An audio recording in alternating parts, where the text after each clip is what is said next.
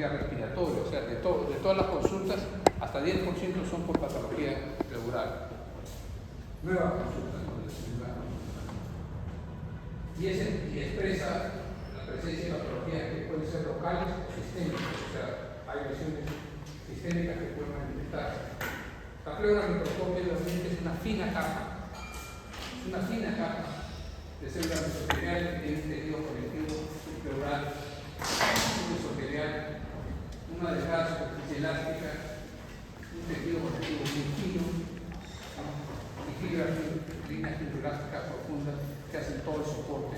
Pero todo eso es una fina capa que está rodeando la cara interna del tórax, está rodeando el pulmón, está rodeando parte del mediastino, ¿de acuerdo? Mediastino y corazón. Hay diferencias regionales de esta pleura, de esta estructura, que depende de las estructuras que están cubiertas.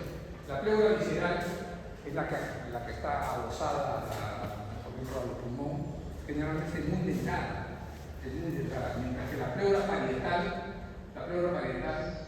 va a ser un poco más gruesa, pero además va a variar, depende de que esté decir, no es lo mismo cuando recubre la costilla que cuando recubre el diafragma. O sea, va a tener variables celulares en su composición. Tiene también microvellos, una membrana lubricante. La cavidad pleural es otra cosa. Está dada, es un espacio cerrado entre la pleura parietal y la pleura visceral. Va a tener un reflejo a nivel iliaco, o sea, recubre la pared del tórax y se va a reflejar a nivel del ilio. Y luego va a entrar a cubrir la víscera. A nivel basal forma un ligamento que se llama ligamento pulmonar. Pero hay que recordar que la pleura parietal, el espacio pleural está separado. Derecho e izquierdo son separados. Ahora, no quiere decir que no hay manifestaciones de ambas a la vez, pero cuando hay manifestaciones de ambas a la vez, generalmente es un problema sistémico. La mayor parte de ellos son problemas sistémicos. No necesariamente son enfermedades de la pleura, sino de otros aparatos y sistemas que repercuten en la cavidad pleural. Topográficamente, nosotros podemos ya alcanzar a ver que la proyección de la pleura, del espacio pleural, hasta 2 centímetros de la primera costilla, y de ahí hasta la dorsal 12, en el 80% de los casos. Un pequeño grupo podría ser un poco más abajo todavía en L1, hasta ahí se podría proyectar el espacio pleural. Es importante esta referencia porque cuando hay algunos procedimientos que se realizan, se tiene que saberse la ubicación o la proyección anatómica. ¿Qué es lo que permite la pleura? Permite la expansión pulmonar. ¿Por qué? Porque este reflejo de las dos hojas pleurales va a producir un espacio pleural con una presión negativa. Siempre la presión es negativa en el espacio pleural, menos 5. Siempre es negativa.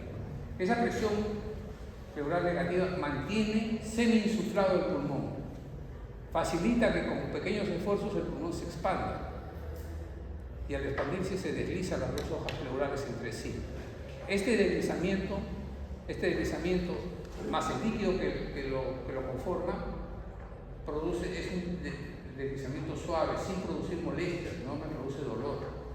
Cuando se altera la permeabilidad, porque aumenta el líquido, porque se inflama, ahí sí va a haber dolor. Entonces, como no puedo seguir tomando aire por el dolor. ¿No? En la patología pleural van a ver ustedes que uno de los signos es el dolor torácico. El dolor que aumenta con la inspiración profunda, en el caso del líquido, en el caso del neumotórax, el paciente toma aire, no puede seguir tomando porque al expandir se produce un roce y el roce es anormal. Ahí produce dolor. Mantiene el pulmón insuflado, evita su colapso del pulmón, junto con otras cosas más, surfactantes que evita el colapso del pulmón, pero también la presión intrapleural negativa lo facilita. Todo eso hace que disminuya el trabajo respiratorio. El acto de tomar aire, hemos dicho, es un acto rítmico, involuntario. Nadie está pensando, me toca respirar, no, dice, no, uno sigue hablando, sigue haciendo sus cosas de manera automática.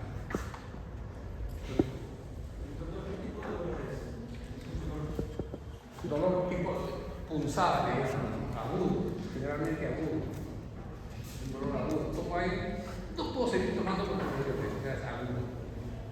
Y a uno lo refiere de punta de costado porque generalmente el líquido se asienta, se suele asentar en la parte inferior. La ansiedad. Ambos duelen, pero uno más. Depende de lo que se pasa. Entonces hay que recordar que en el espacio pleural existe líquido, que ese líquido está constantemente renovando. Más o menos se considera que hay 0.5 mililitros por kilo de peso. O sea, si peso 80 kilos, 40 mililitros van a haber, entre 40 a 60 mililitros van a haber en el espacio pleural. Pero es un líquido que se está renovando constantemente.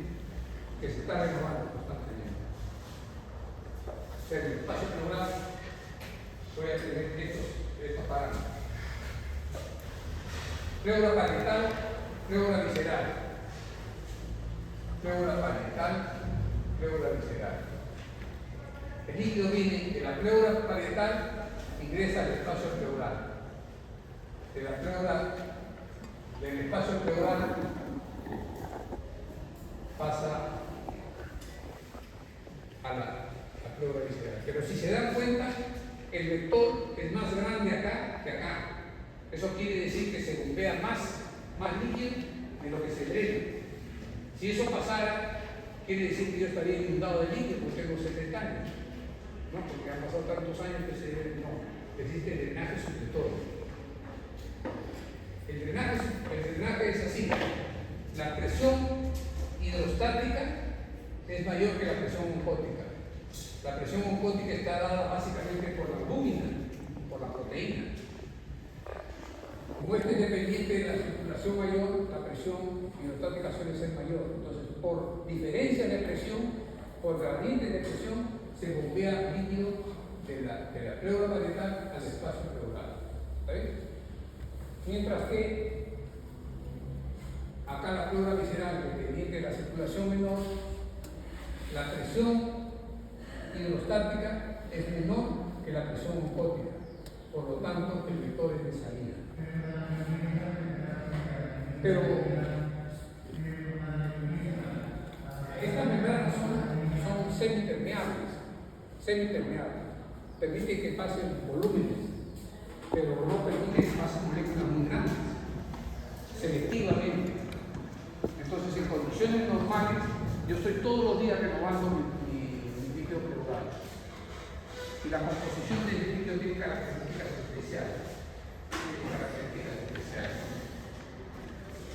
Mira, el líquido del espacio de la pleura parietal pasa al espacio pleural, del espacio pleural a la pleura visceral siguiendo las presiones hidrostáticas y oncóticas. Como los vectores hemos dicho, el vector que hace ingresar es mayor que el que hace salir, algo tiene que compensar el drenaje linfático. Entonces acá hay drenaje linfático. Este drenaje linfático hace que también sería compenso, todo el tiempo va a estar la misma cantidad de líquido necesario que va a estar en su función. Esto es en condiciones de fisiología normal, en un funcionamiento normal. Pero si se altera, es otra cosa. Entonces, ¿qué se podría alterar? Se podría alterar la presión hidrostática. Sí, pero peor aún acá. Imagínate, yo aumento la presión en el sistema circulatorio, aumento la presión. Al aumentar la presión hidrostática acá, voy a anular este vector. En insuficiencia cardíaca, aumenta la presión del corazón del lado derecho, aumenta la presión hidrostática, se neutraliza la presión oncótica, ¿sí? Y entonces acá no entra líquido. Si no entra líquido, se sigue llenando. A pesar de que se llena, entonces actúa este sistema de drenaje actúa o trata de compensar hasta que puede. Una vez que sobrepasa sus capacidades, entonces ya va a haber expresión. La expresión que va a ser el derrame pleural. Y sin embargo, la pleura está sana. Los problemas son de presiones hidrostáticas y narcóticas además. ¿Qué puede ocurrir también? Si yo, por ejemplo, tengo una enfermedad renal que pierdo proteínas en gran cantidad, ¿qué cosa creen que va a pasar? Va a haber hipoproteinemia. Si hay hipoproteinemia, miren ustedes cómo se va a pegar los vectores. El vector de la pleura parietal va a ser mucho más grande, va a bombear mucho más hacia el espacio pleural. El que drena no va a poder ser suficiente, no lo va a poder compensar porque hay disminución de la presión osmótica. Sin embargo, la pleura no está sana, solamente por gradientes de presión que está alterada. Ahora vamos a ir descubriendo cómo se hace el diagnóstico, ¿no? Entonces, el exceso de líquido que queda aún en el espacio internado del sistema linfático. Entonces, solo en condiciones de patología muy significativas, aún en condiciones anormales, la pleura procura mantener su función, procura defenderse de la primera. ¿Cuál es la composición de ese líquido pleural? Ese líquido pleural, como decía, que se renueva constantemente, es diferente al suelo de la sangre, ¿no? O sea, al líquido de la sangre, ¿no? Tiene menos de 1 mililitro por kilo de peso, hemos dicho, 0.5. Algunos libros dicen 0.5, unos dicen 1, pero en todo caso, por ahí bajo, ¿no? Puedes tener entre 40, 50, 60, 80 mililitros, ¿no? En el espacio pleural. El contenido de proteínas de ese fluido es de 1 a 2 gramos por 100 mililitros. Sin embargo, el contenido de proteínas en el suelo, ustedes saben que es 4, 5, 6 gramos por decilitro. El recuento celular es entre 100 a 500 mililitros. De 1000 a 5000 por centímetro cúbico. Por milímetro cúbico. De los cuales la mayor parte de ellos son macrófagos. Algunos linfocitos, o sea, predominantemente son mononucleares, ¿no? Mononucleares. Y hay también algunas células mesoteliales. La deshidrogenasa láctica, que es una proteína, es una enzima, es una proteína, es un buen marcador de patología pleural. Generalmente es menor a la mitad de lo que hay en el suelo. Entonces, cuando quiero saber la composición de ese líquido y la causa de ese fluido anormal, hay que tomar la muestra de deshidrogenasa láctica en sangre y deshidrogenasa láctica en líquido pleural y compararlas.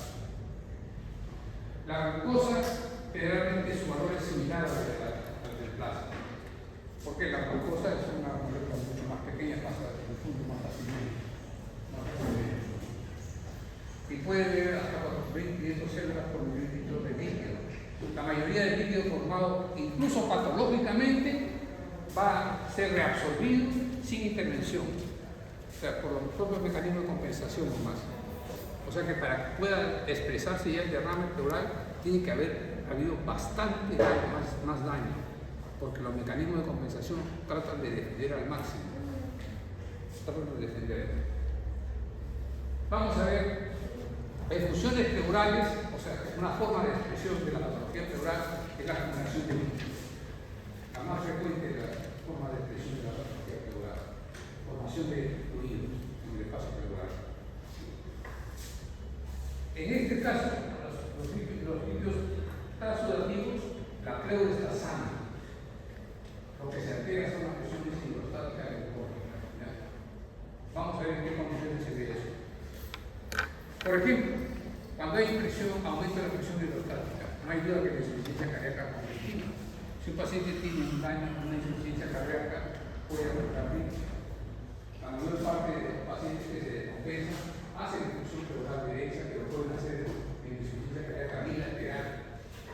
Bilateral, la infusión pleural de bilateral. Predomina a veces uno más que el otro, pero es bilateral. Insuficiencia cardíaca congestiva. En la pericarditis, y hay una lesión aquí, lesión del pericardio que está cerrada.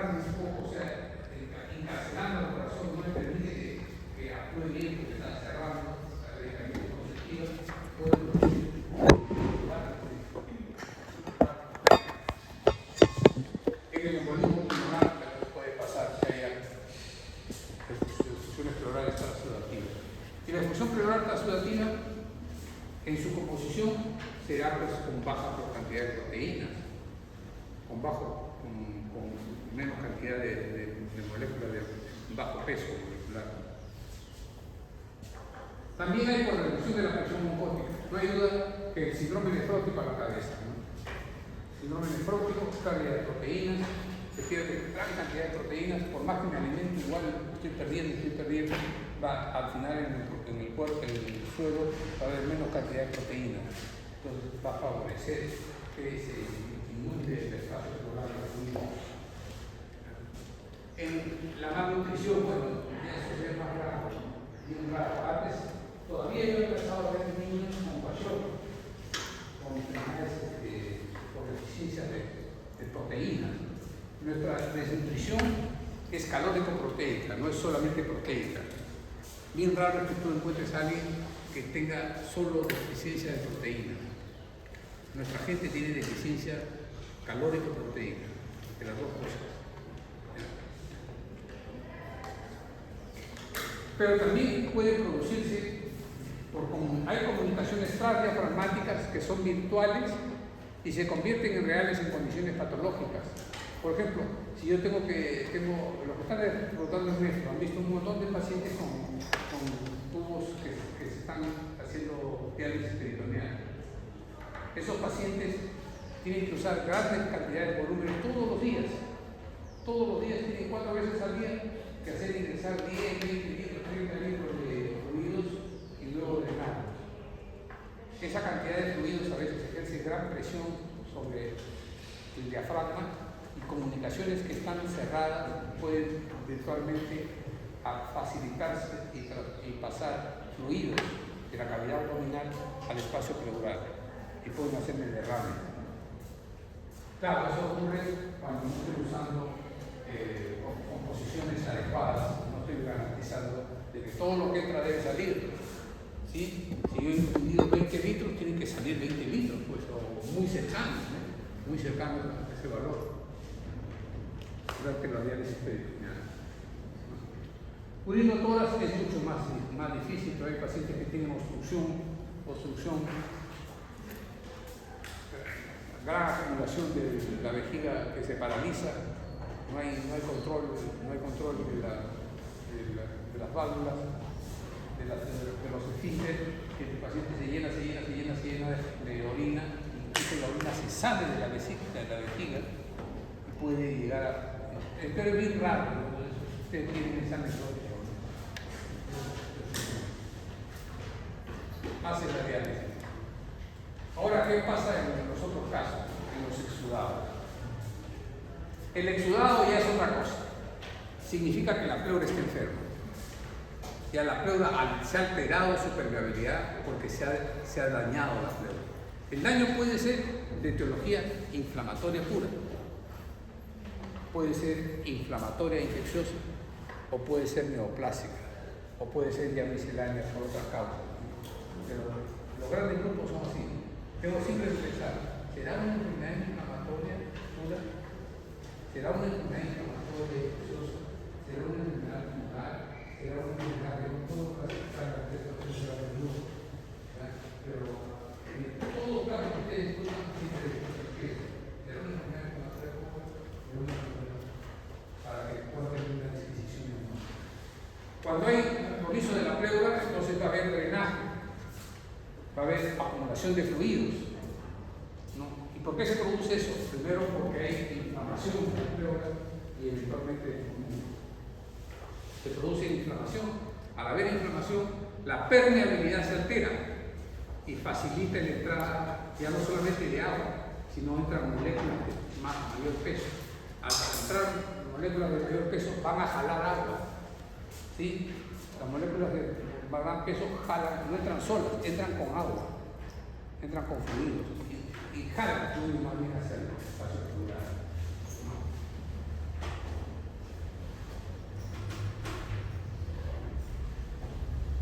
Entonces, esa alteración hace que se acumulen líquidos por diferentes razones en el espacio pleural.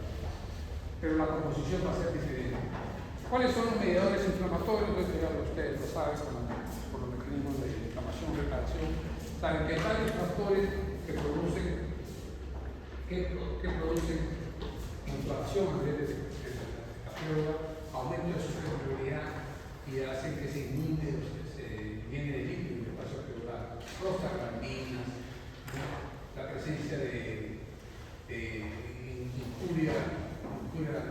pleural, los células mesoteliales, reclutamiento de células, producción de mayores sustancias proinflamatorias, amplificación de la inflamación, y todo eso se perpetúa. Mientras no rompamos esa cadena, de acuerdo a la enfermedad, va a seguir acumulando fluidos. Si tú solamente drenas, no se ha solucionado el problema. Si drenas, alivias temporalmente, pero tienes que diagnosticar para poder dar el tratamiento. ¿Cuáles son las effusiones pleurales exudativas más frecuentes? O sea, donde hay daño en el pleura. Ya hemos dicho que las effusiones exudativas son insuficiencia cardíaca, síndrome nefrótico, ¿sí? Hepatopatías severas, con perdido de proteína, cirrosis con ascitis, puede producir effusiones exudativas. O de repente, accidentales. Le he puesto un catéter al paciente para poder influir los fluidos y de repente el catéter se ha movilizado y ha quedado justo en el espacio. Y a la hora que el paciente se llena el líquido, hace una torta y sale de destroza 5%. O sea, lo que le ha estado pasando, o suelo fisiológico sale porque ha pasado al espacio pleural. En cambio, las perfusiones exudativas expresan daño de la pleura. Hay exudados, o sea, que los líquidos exudativos predominantemente linfocitarios, o sea, a la hora que estudio el líquido, lo que encuentro son linfocitos en gran cantidad, que dominan los linfocitos. ¿Cuáles son las patologías? La tuberculosis pleural. La tuberculosis pleural es una enfermedad inflamatoria crónica, ¿sí o no? Enfermedades malignas también pueden cursar con efusiones pleurales linfocitarias. La sarcoidosis, que es una enfermedad inflamatoria, ¿no? Las vasculitis. Todas las enfermedades inflamatorias puras pueden cursar con. Las enfermedades inducidas por la peste van a producir corrección de líquido de tipo predominantemente linfocitario.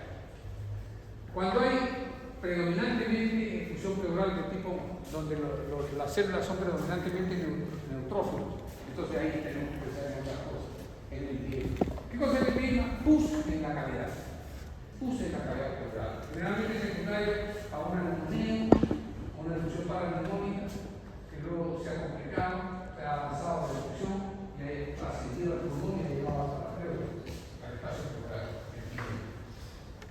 Las enfermedades reumáticas también pueden predominar neutrófilos. A diferencia del empiema, en el empiema va a haber neutrófilos aglutinados, degenerados, ¿no? En las enfermedades reumáticas solo neutrófilos, pero no están alterados. Están aumentados en número. En el infarto pulmonar también puede haber predominantemente polimorfos nucleares como neutrófilos. Hay algunos exudados en los cuales puede haber predominancia de uno de los dos. Con el síndrome de ictus postcardíaca, pacientes que han tenido un infarto hace algunos días, hace algunas semanas, o han sido operados del corazón, después de unos días pueden desarrollar un síndrome que se llama síndrome de Dressler, que es una efusión pleural en pacientes con injuria cardíaca, posinjuria cardíaca. El tratamiento solamente antiinflamatorio, porque es una reacción inflamatoria. Se dan ácido salicílico, a veces un poco de corticoides, que el paciente resuelve su problema. Mientras no persista o no se perpetúe la injuria cardíaca. El embolismo pulmonar y las enfermedades del tejido conectivo que van a desarrollar ustedes en el capítulo de reumatología. Hay exudados en los que predominan los eosinófilos, en los traumáticos, en los neumotoras pueden predominar. En el neumotora se puede acompañar de acumulación de líquido. La jovencita que estamos viendo en el piso tiene hidroneumotora, ¿no es cierto? No solamente tiene neumotora, tiene aire, tiene también líquido.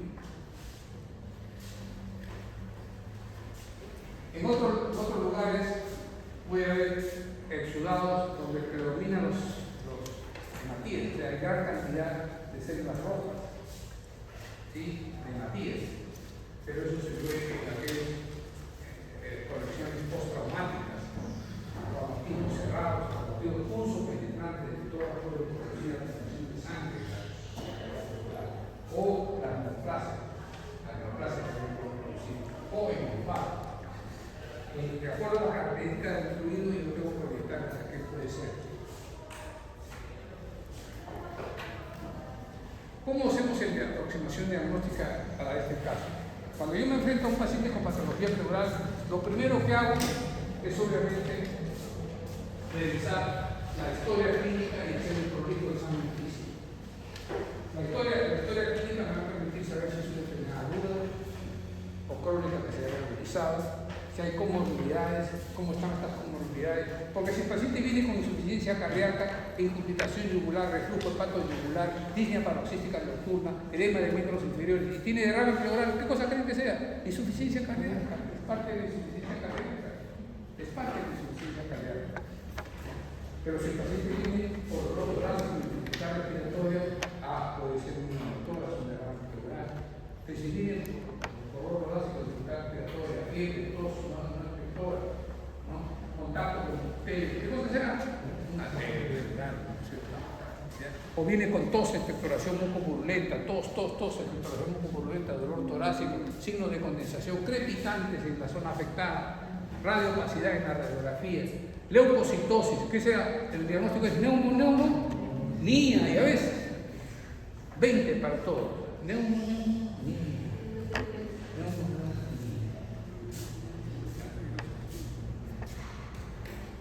Y el examen físico para saber es un derrame pleural unilateral que bilateral. Porque puedo tener un derrame pleural unilateral y tener un tumor en el otro lado.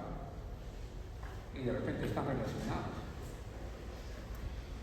Generalmente procuramos nosotros buscar una entidad que explique todo lo que tiene el paciente. Pero claro, a veces hay coexistencia, no tiene dos cosas, ¿no? Pero eso es lo menos probable. Lo más probable es que una sola cosa explique todo lo que tiene el paciente. Entonces, luego, ¿qué hacemos? La radiografía de tórax. La radiografía de tórax del doctor Lacher nos ha invitado a diagnóstico por imagen. Vayan, conozcan cómo es una unidad de diagnóstico por imagen, conozcan el tomógrafo, el resonador, conozcan la ecografía, conozcan los equipos de rayos X convencionales, vean los equipos de radiología intervencionista. Todo eso, una visita, conocemos, ya tenemos una idea. Y de repente la elegimos como especialidad. Total, se la llevan fácil. ¿Sí o no? Porque tú lo has visto alguna vez angustiado. No estoy angustiado. Angustiado estoy yo como el paciente que sí. Hay que intubarlo, hay que colocar el ventilador. Él dice: radiografía de tórax de mala calidad técnica, no la voy a interpretar. Que se tome tomografía, que se haga resonancia. Bueno, todos tenemos sus días de ocupación. Y el doctor dice: no, pero yo me irradio. ¿Qué te irradias? ¿Hace cuánto tiempo me metes a tomar una radiografía convencional?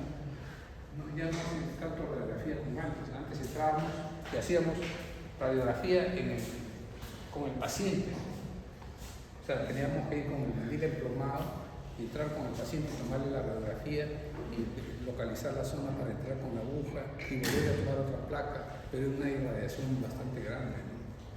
¿Sí? Cuando he hecho mi recetado, yo he hecho bastante instrumentación, bastante procedimiento con un colega, Alberto Matsuno Fujiyama, excelente profesional, también sanmarquino. No, falleció joven, Matsuno. También tenía el defecto que era de la U, pero eso era, digamos, se lo toleraba, lo hemos tolerado a lo largo de tantos años. Ya. Luego podemos hacer radiografía convencional, como dijo el doctor, de frente y de perfil, ¿no es cierto? De frente y lateral, por lo menos, ¿no? ¿Qué más podemos hacer? Podemos hacer ecografía, cuando hay dudas, podemos hacer ecografía, ¿ya? Ecografía para hacer una aproximación del diagnóstico. Pero no hay duda que todo paciente con perfusión pleural de causa desconocida se le debe hacer una toracocentesis. ¿Se acuerdan lo que dijimos ayer en el procedimiento?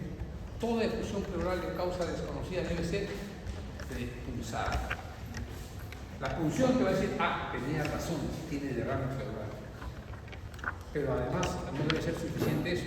Yo cuando pulso tengo que decir, me parece que puede ser tal cosa. Antes de pulsar, incluso yo debo tener una idea de qué cosa voy a encontrar. ¿Ya? Si viene el paciente porque tuvo un traumatismo torácico importante y ahora está con dolor y dificultad respiratoria y hay un velamiento del hemitórax en la radiografía y hay signos de effusión pleural, ¿qué creen que saldrá en el líquido? De repente teñido de sangre, si es un hemotórax. De repente es un hemotórax. Pero si el paciente tiene tos, temperatura turbulenta, disnea, fiebre, escalofrío, sudoración, leucocitosis, es punto francamente purulento y tiene una edema pleural, puede ser una función paraneumónica o puede ser un empiema. La función, si fuera paraneumónica, va a ser amarillento, puede ser ligeramente duro, pero si ese empiema va a ser francamente purulento, francamente duro. ¿De acuerdo? Yo tengo que tener una idea de lo que espero encontrar, porque tengo que hacer el ejercicio de diagnóstico y a ver, no es a ver qué cosa encuentro, no, yo tengo que intentar llevar una propuesta. Así me equivoque, porque si me equivoco tengo la ventaja de que yo he pensado en esto y no he encontrado, entonces tengo que pensar en otra cosa, pues. O sea, ya he descartado algo, por lo menos, ¿ya? Toracocentesis. Hemos dicho también que a veces la toracocentesis no es suficiente, porque la toracocentesis va a decir hacia el diagnóstico, si yo cuando yo he examinado al paciente. Lo que quiero saber es por qué es ese sentido. Como he descartado que sea por insuficiencia cardíaca o cirrosis torácica por el síndrome necrótico, entonces es una enfermedad de la prueba. Y si es una enfermedad de la prueba y no es un empiema, ¿qué le tengo que hacer? Una biopsia pleural. La biopsia pleural está indicada en toda efusión exudativa. No confirmada, con la excepción de solo en esos casos no debemos hacer la biopsia. Pregunta de examen, no se debe hacer biopsia pleural en presencia de empiema. ¿Por qué? Porque si yo hago la biopsia pleural, la pus en la cavidad pleural va a salir por esa solución de continuidad que le estoy haciendo y vas a tener una infección del espacio pleural hacia la piel y te va a complicar mucho más. Va a ser una complicación. Hay ese riesgo, entonces mejor no hacerlo. En presencia de pus. Y si no fuera posible la biopsia pleural, la toracoscopía. Y ahí hemos revisado qué consiste la toracoscopía, en la visualización del espacio pleural. Ya saben que hacen una pequeña incisión, colocan un trocar, permite que entre una cantidad de aire moderada, colapsa parcialmente el pulmón, visualiza el espacio pleural, toma la biopsia que sea necesaria y luego le demos un tubito para luego volver a expandir el pulmón. ¿Cierto? Eso habíamos visto en la toracoscopía. Pero a veces, con todo eso es posible y entonces hay que abrir. Cirujano grande, incisión grande.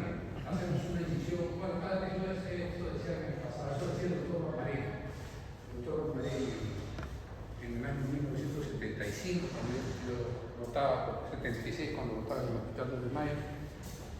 Cirujano grande, incisión grande. Ahora dicen cirujano grande, incisión pequeñita. Porque hacen cirugía videoasistida, con pequeñas cirugías, ¿no? Ahora te pueden sacar el riñón con una incisión chiquitita. Antes no tenían que hacerte un chuzo, una incisión quirúrgica mayor, ¿no? ¿Sí? Antes para hacer sacarle la vesícula te hacían una tremenda incisión, ahora te hacen 3 incisiones de 1 centímetro y te sacan la vesícula. Y al día siguiente te vas a tu casa. Al día siguiente, si no es el mismo día. Entonces, incisión grande, cirujano que quiere cobrar más. No necesitan, cada vez menos.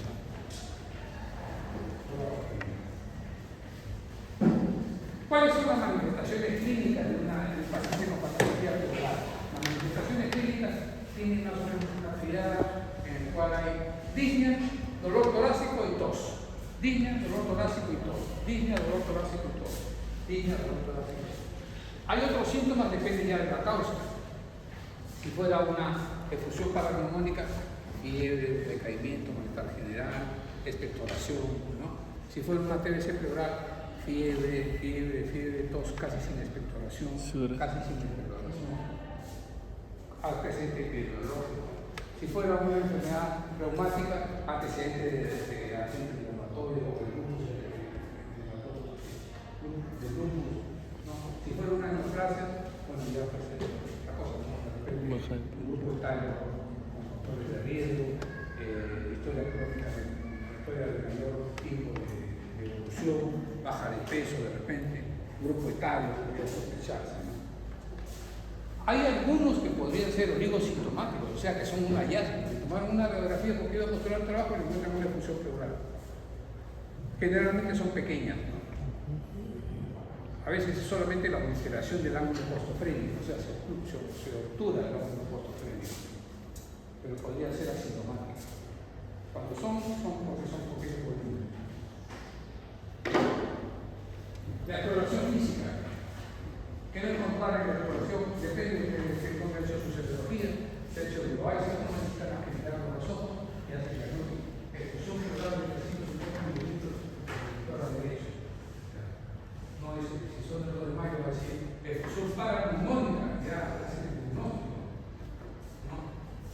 Y depende de qué otro hospital sea, le dicen que se haga primero su resonancia, tomografía, resonancia, angiosonografía, todos los exámenes que ven acá para hacer el diagnóstico. Bien, para eso, para qué va a venir el diagnóstico. Uno tiene que hacer ejercicio cada vez que interactúa con el paciente. Lo previsto, tengo que tener una presunción de lo examino. Veo algunos resultados que da el paciente, ajusto su presunción de diagnóstico. Hago un plan en función a esas presunciones. ¿De acuerdo? Por lo que decía, siempre pienso, ¿es una enfermedad inflamatoria? ¿Es una enfermedad inflamatoria pura? ¿Es una enfermedad inflamatoria infecciosa? ¿Es una neoplasia? ¿Es miscelánea? De acuerdo a sus conocimientos, va a haber disminución de la expansión pulmonar, o sea, el lado afectado, si es unilateral, entonces no se va a expandir. Toma aire el paciente y el lado afectado no se mueve tanto. Incluso si fuera un gran derrame, puede lucir abombado el tórax afectado, o sea, aumentado el suelo. Entonces, descubran al paciente de la cintura para arriba y lo vemos, lo examinamos, hay que verlo. Miren al paciente, no miren la computadora nomás y estén escribiendo, no, miren al paciente. Muy buenos días, señor, ¿cómo está? ¿Cómo se siente? ¿Cuáles son sus molestias? Estás mirando al paciente. Al mirar al paciente te vas a descubrir si el paciente tiene una buena comunicación contigo o no. Pero si no lo miras, ¿cómo vas a descubrir que el paciente te está entendiéndote o está colaborando contigo? No vas a entender. Tienes que mirar al paciente. Dejen el lapicero, dejen el teclado. Un ratito miremos al paciente. No olvidemos mirar al paciente. Yo cada vez que me presento a un paciente, lo primero que hago es mirarlo de frente y saludo. Muy buenas, soy el doctor José María Herrera, el mejor neumólogo de esta cuadra. De esta manzana, le digo. De esta manzana, sí, de toda esta manzana, que incluye el Sahual, soy el mejor neumólogo. De esta manzana. Yo no tengo la culpa de que haya otros neumólogos. Porque digo, soy el mejor neumólogo de este turno. No soy el único, pero bueno, soy una cosa. Soy el mejor, ¿no? Ahora soy el mejor. Porque transmite seguridad. Entonces me está escuchando, me está atendiendo, me está mirando, ¿no? No, ya yo sé que tiene presión normal, pero ¿cómo sabes si ni siquiera tomó la presión? ¿Tú crees que pueda diagnosticar? Depende. Yo he hecho semología el 2 de mayo y ya sé cuánto tiene de presión. 118,72. Uy, disculpa, 73. Yo creo que hay que decir números pares, pero también hay posibilidad de que sean números impares. Hay que examinar al paciente también. Abombamiento de grandes derrames. Disminución o abolición de las vibraciones vocales. Voy a explorar con mi mano las vibraciones vocales. El derrame impide el pasaje de las vibraciones vocales. Entonces, mi mano, comparativamente con el lado sano, va a haber diferencias. Hay que examinar, hay que poner la palma de la mano, hay que examinar. Y primero deben examinar a las personas sanas. Y primero deben examinar determinadas personas sanas, damas, que son más delgadas que los varones. Los varones es más difícil, por la masa muscular y todo eso. Entonces empieza de lo normal. Después ya vas viendo la variación que hay en el peso, la talla, el sexo, y va a haber pequeñas diferencias que tienes que ir construyendo. Matidez a la percusión, vamos a buscar. Sonoro, mate. Vamos a ver que va desapareciendo. Entonces puedo examinar de arriba hasta abajo. Y si es un derrame y estoy examinando al paciente en posición de pie, el líquido tiende el líquido libre, sobre todo si es libre, va a adoptar las bases. Entonces puedo discriminar. Puedo discriminar dónde está afectado, hasta dónde está afectado. ¿Y por qué es importante? Porque a la hora que voy a pulsar, hemos dicho que hay que elegir la zona de mayor matidez. ¿Sí? De mayor matidez, la zona de mayor matidez para poder hacer la exploración con más seguridad. Con más seguridad. El roce pleural. El roce pleural o frote pleural es un ruido que aparece en la fase inspiratoria y expiratoria por deslizamiento de las dos hojas pleurales inflamadas, pero eso aparece en los estadios iniciales de la función pleural. ¿Sí? En los estadios iniciales. Muy raro es que ustedes lo encuentren. Es más, yo lo he encontrado pocas veces. De repente, porque no he examinado, yo sí examino, todavía lo oculto. Es más, el que me ha comprado un computador ha sido el estetoscopio Lehmann, que todavía lo tengo. Con eso, oye, dicho se pasó, ¿dónde está? Ahí se mueve. Creo que no me baja.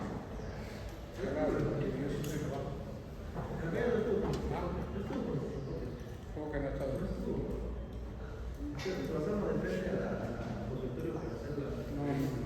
Claro que sí estuve con el estetoscopio, solo que lo he dejado en el carro, voy a traer las cosas. Ya. Entonces, con mi estetoscopio. Entonces me dice, ¿para qué vamos a examinar si el paciente le va a hacer ecografía?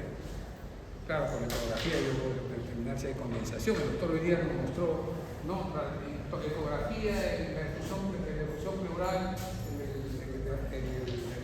la neumonía, ¿no? Le hago ecografía, pero yo examino todo. Yo examino, soy viejo, todavía examino, todavía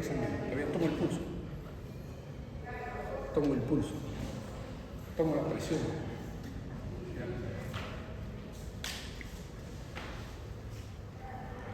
Va a haber aparición del neumonio vesicular y puede aparecer un soplo, una respiración soplante, digamos, para hacer la diferencia pues, de otras condiciones en las cuales puede haber ausencia del neumonio vesicular, puede haber matidez, pero no va a haber todos los signos que aparecen en el sistema de difusión pleural.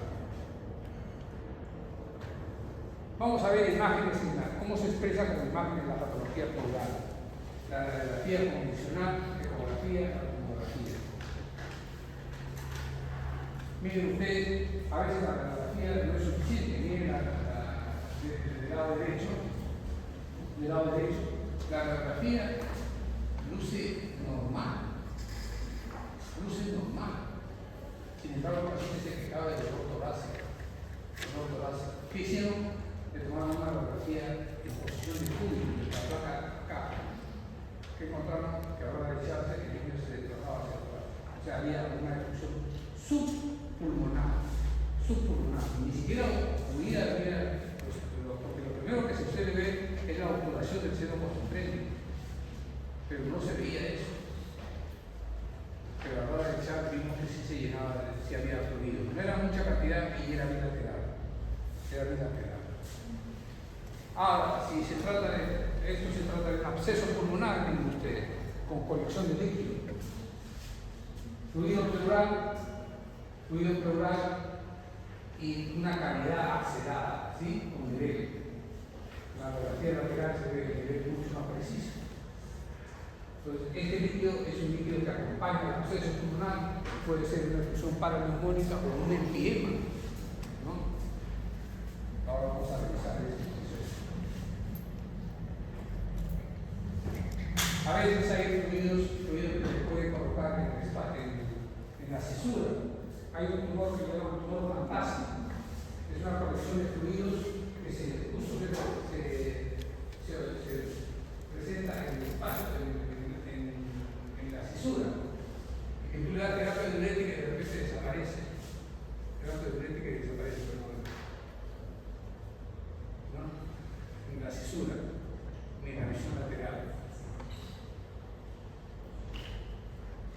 Otra radiografía que llamaba la atención. ¿Qué te llamaba la atención?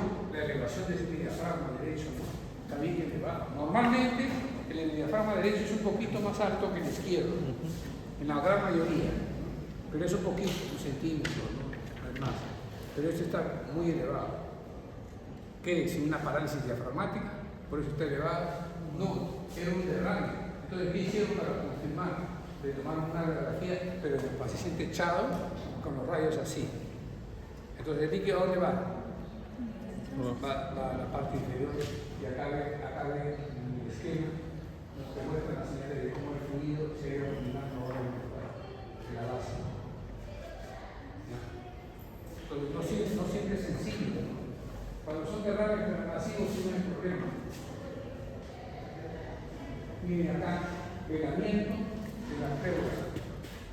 Pero si se dan cuenta, es como si tuviera un velo que está cubriendo la toda la estructura derecha. Un velo con clasificación. Eso generalmente son procesos crónicos, son secuelas de patologías inflamatorias infecciosas y han quedado como secuela una disminución de la transparencia del lado afectado por engrosamiento pleural. Engrosamiento, clasificación pleural. La tomografía. Ya la tomografía te da esta imagen, es un derrame pleural importante, ¿no? Un derrame pleural importante en el pleural derecho, ¿no? Acá la imagen, como la tomografía fue computarizada, te muestra las características de ese fluido y te das cuenta tú que la pleura está engrosada. La pleura está engrosada, no solamente hay fluido, sino hay engrosamiento de la pleura. Engrosamiento de la pleura. Miren acá, hay una lesión en contacto con la pleura, pero es del pulmón, en contacto con la pleura. Ha avanzado y lo está tomando contacto con la pleura. Patología de los clásicos, puede producir esta inflamación de la pleura. Pasa un tiempo, se acumula líquido, pero el líquido es secundario a la acumulación que viene del pulmón. ¿Cuáles son los criterios para distinguir un exudado y un trasudado? Llegó el paciente con derrame pleural, yo le he hecho la toracocentesis, voy a primero a discriminar. Clínicamente es exudado o trasudado. Bueno, tengo que confirmarlo con el examen. ¿Cómo lo confirmo? Es exudado siempre y cuando se cumplen estos criterios, los criterios que todavía siguen vigentes, que son los criterios de la E. Deshidrogenasa láctica 2/3 superior sobre el valor normal, por sí solo, eso es exudativo. O si no, relaciono la deshidrogenasa láctica líquido pleural sobre la deshidrogenasa láctica del suelo. Si es mayor de 0.6, con toda seguridad es un exudado. O puedo utilizar el valor absoluto de las proteínas de líquido pleural sobre el líquido suelo, mayor de 0.5. O sea, tiene 6 en el suelo, pero tiene 4 en la pleura, mayor de 0.5. Eso es un exudado. Eso es un exudado. Hay otras cosas que hemos utilizado, el colesterol, las bilirrubinas se pueden utilizar también como predictores de exudado y trasudado. Cuando yo le hago una toracocentesis, ¿qué cosa voy a examinar en el paciente? Ese líquido tengo que enviarlo para un estudio. Ayer les decía citoquímico. El citoquímico, ¿qué me va a decir? Me va a dosar la deshidrogenasa láctica, las proteínas, el pH, la glucosa, el recuento celular y una fórmula diferencial. Puedo hacer estudios microbiológicos, pero tengo que sospecharlo para poder saber algo de lo más. Pero lo mínimo que tú tienes que hacer la toracocentesis es estudios citoquímicos. Por la frecuencia, estudio microbiológico. Papa isolado, por la posibilidad de encontrarse. Si ya tomaste la muestra, tienes que enviarlo todo lo que sea accesible. Ahora, obviamente no es lo mismo si el paciente se trata de una infección. Imagínate que tiene un uno comprometido. Voy a buscar hongos, leucocitis, voy a buscar gérmenes especiales, ¿no? Pero si se trata de un inmunocompetente, bueno, puedo buscar gérmenes, otro tipo de gérmenes. Y de acuerdo a eso tengo que pedir los estudios. Luego puedo hacer estudios dependiendo de la prescripción diagnóstica. Si estoy pensando que es una infección paraneumónica y quiero discriminar de si es solo paraneumónica que acompaña a la neumonía, o es que ya invadió la pleura, invadió la prueba de dirección en empiema, una forma de determinar es con el pH y también con el cultivo. El cultivo de una función paraneumonía va a ser negativo. En cambio, de un empiema va a ser francamente prudente y puede llegar a identificar el gen. Puede llegar a identificar el gen. En el lupus, dosaje de complemento, anticuerpos antinucleares, células CDS, puede buscar. AR. Estoy sospechando que el paciente tiene historia de AR, de artritis reumatoide. Hemos visto una paciente con artritis reumatoide también en el servicio, ¿no? La paciente que tenía su deformación de los dedos y todo ello, ¿no? ¿Y por qué viene? Viene por tos y hemoptisis. Pero investigamos un caso, tiene historia de TED. Tiene historia de TED y ahora está recibiendo terapia inmunosupresora por su artritis. No voy a hacer que esté favoreciendo la reinstalación del cartel. Es una paciente inmunocomprometida. Metrotexate, prednisona está recibiendo. Y eso es inmunidad. Ya, factor reumatoide. Al líquido que puedo adosar el factor reumatoide, que va a salir muy elevado. Para la tuberculosis, la adenosina deaminasa, el PCR puede ser de gran ayuda para confirmar esa presunción de diagnóstico. La adenosina deaminasa es una enzima que expresa gran estímulo de determinada población de linfocitos. Y esta enfermedad crónica, la tuberculosis, estimula a estos linfocitos. Al estimularlos produce mayor cantidad de adenosina deaminasa. Y el líquido pleural se va a expresar con un valor elevado. La pancreatitis, dosaje de adenosina. El kilotórax, que es la presencia de grasa, de ruptura del conducto torácico, obviamente voy a dosar colesterol, y la neoplasia está manipulada. Vamos a hablar de efusiones paraneumonía. Efusión paraneumonía. Ustedes saben que en la clase de neumonía y el doctor les ha dicho de que algunos pacientes con neumonía pueden hacer derrame pleural. La mayor parte de los pacientes que hacen derrame pleural generalmente son derrames pleurales en pequeñas cantidades. Y el derrame pleural se va a lograr junto con resolver la neumonía. La efusión paraneumónica es una efusión asociada a la neumonía, al absceso pulmonar o a una bronquiolitis.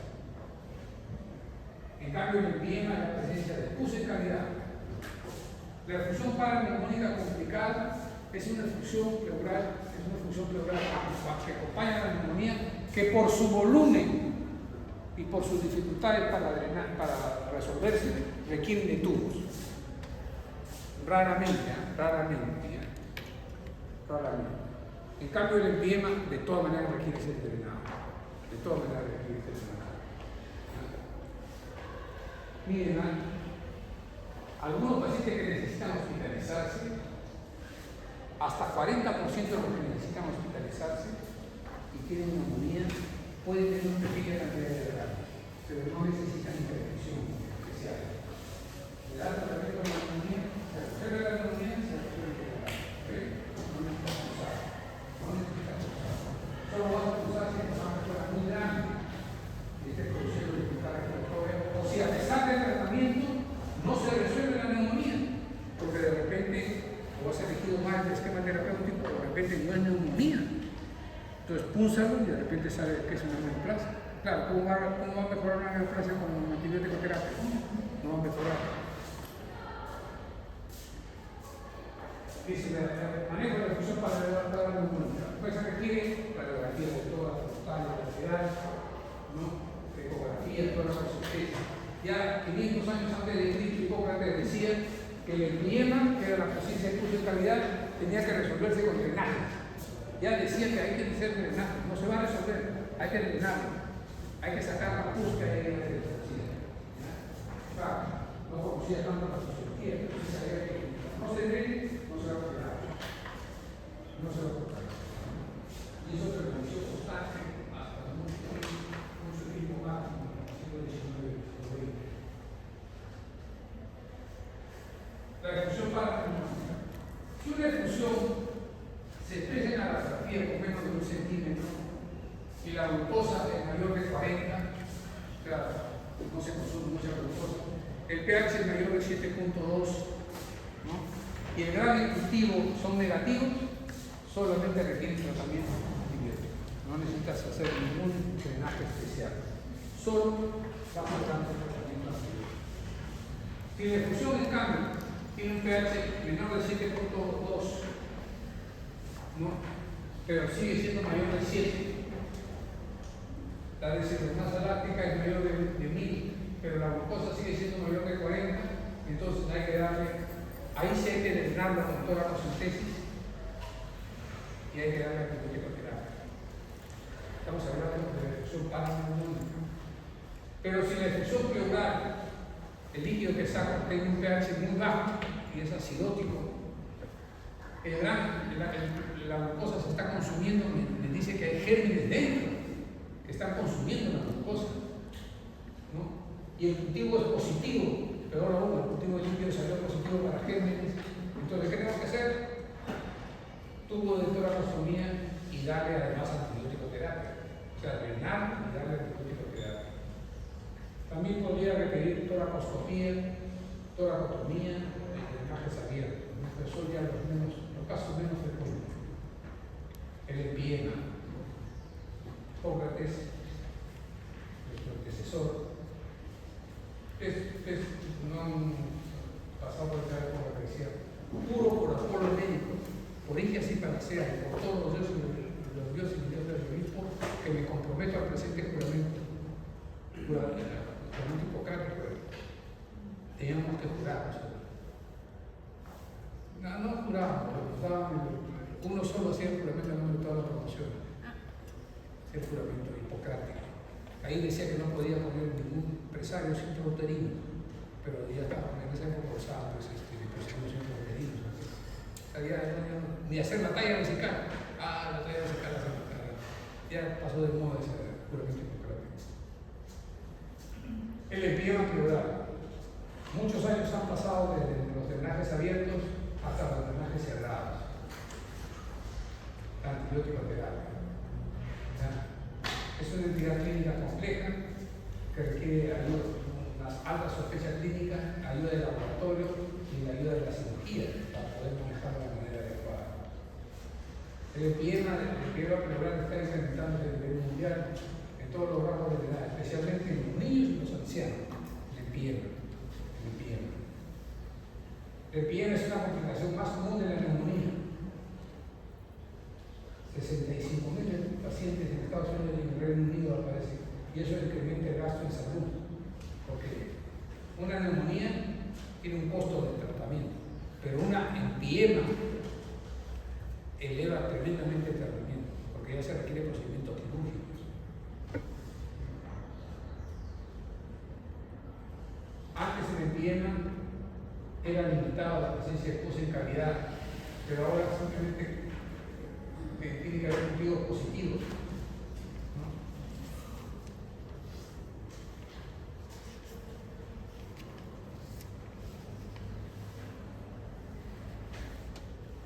Dice que hasta un 40% de las neumonías tienen un grado paraneumónico, que ya lo sabíamos, de lo que necesitamos hospitalizar.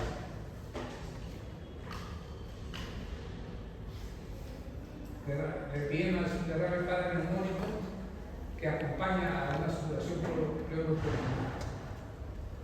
Simple líquido, complicado por derrame, empiema, que a veces incluso se forman compartimientos, o sea, se aglutinan y hace más difícil el drenaje, porque tienes que entrar a drenar cada uno de ellos.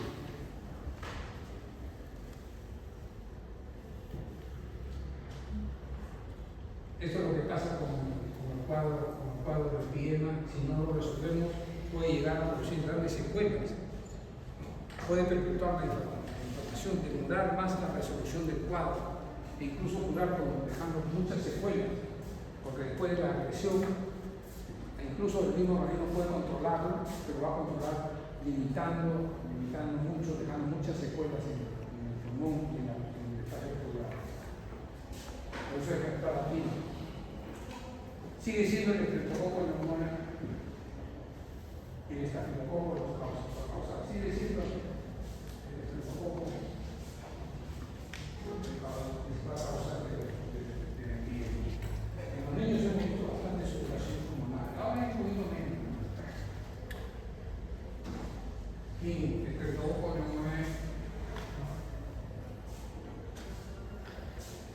gran negativos también que pueden, pero son en menor porcentaje. Y eso tener en cuenta en pacientes inmunosuprimidos, ¿no? Porque ellos no pueden hacer gérmenes más agresivos e incluso intrahospitalarios, en cuyo caso el tratamiento es más difícil porque requiere no solo del drenaje, sino requiere antibiótico-terapia amplia. Cada vez usando. ¿Por qué? Porque la resistencia ha aumentado. El empiema, ¿cuál es la etiología del empiema? La mayor parte está relacionada con la neumonía, pero también hay empiemas tuberculosos, pus en la cavidad, producto de la tuberculosis. Postquirúrgico, post-trauma, también pueden haber empiemas.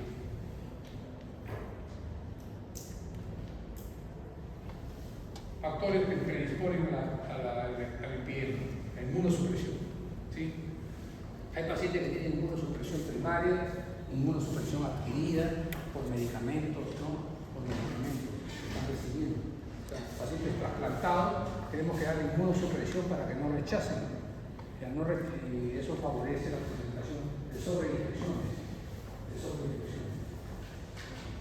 Enfermedades de alcoholismo crónico. Antes decía, alcoholismo, ¿cuándo uno se considera alcohólico? Antes decía, mayor de 7 episodios de embriaguez al año ya es alcohólico.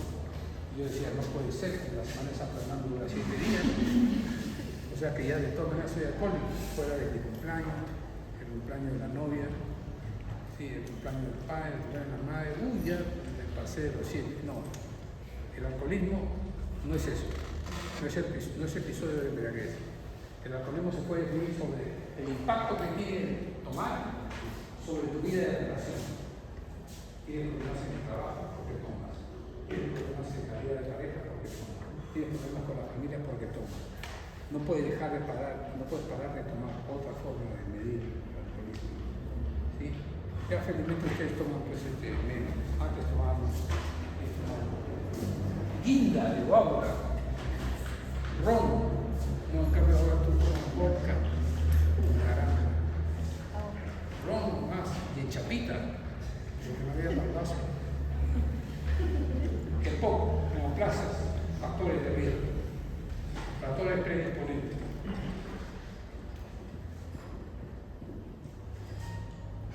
Mira, el drenaje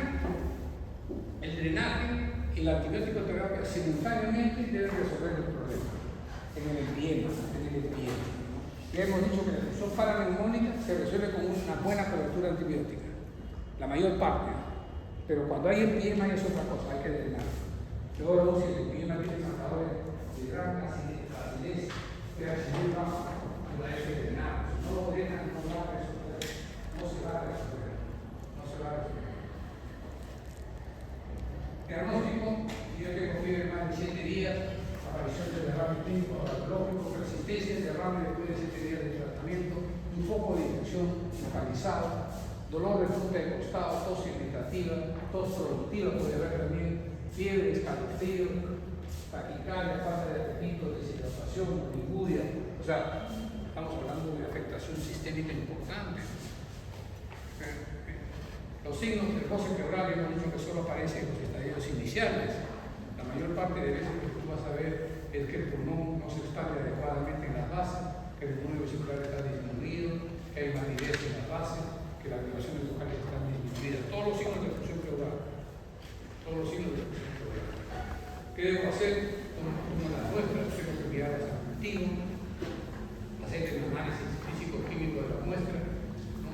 Para poder hacer la disquisición diagnóstica de la demostración. La radiografía de todas, buscar el hidroaéreo, las localizaciones, la fibrosis celular, las opacidades difusas, la heterogénea, los borramientos que usamos los fosfocaptógenos pneumáticos o fosfofrénicos, ¿no? La presencia de la curva de Basov, que es una curva que describe el rango pleural que está libre. Y el rango pleural.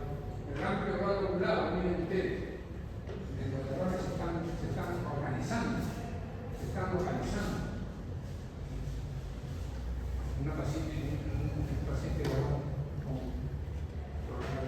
miren ustedes, un rango localizado, se está cruzando la pared. Aquí ni hablar.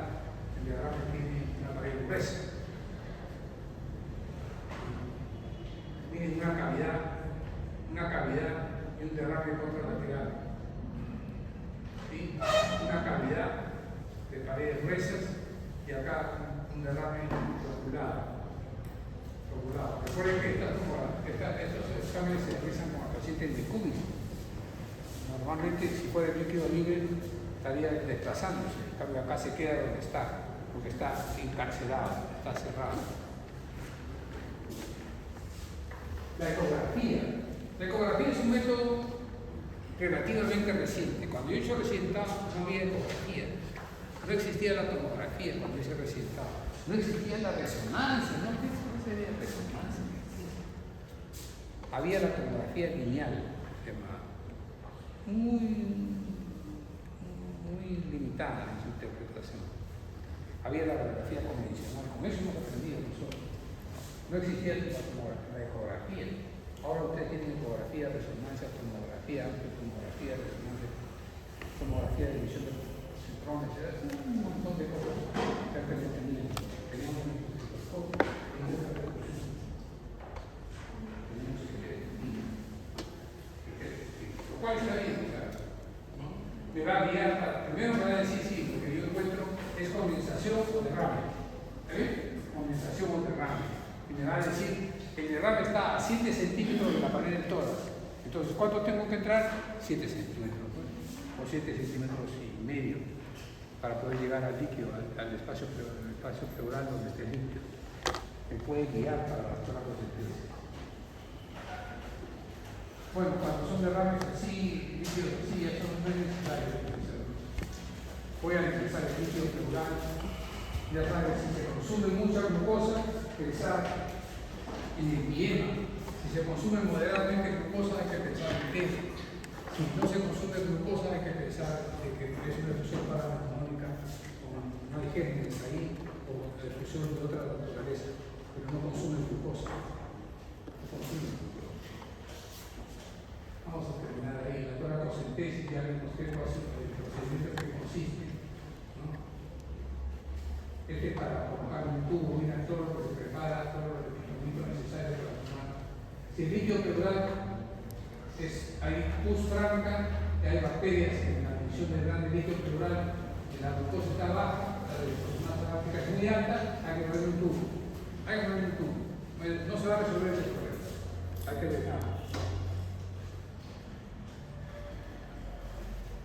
Muy bien, ahora acá más. La siguiente causa de fusión pleural, creo que hasta acá no vamos a llegar. Vamos a terminar el tema.